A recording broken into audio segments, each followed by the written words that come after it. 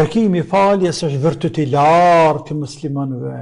Është vlerë të cilën e kërkon prej neve i madhi Allah. Kërkon të pajisemi me te dhe don robën i cili kërkon falje. Kërkoni falje për mangësitë, për çalimet që i bëni, për rrëshqitjet që i bëni, për lëshimet që i bëni, gjatë jetës që ju, gjatë kapjes së ju për këtë litari dhe qëndrueshmërisë juaj në fenë e Allahut. Pra bëni burrat mirë, musliman të mirë të devotshëm dhe gratë mira të devotshme, por kur do që gaboni, bjeni istikfar, kërkoni falje te Allahu. Thoni o Zot falem, astaghfirullah, astaghfirullah.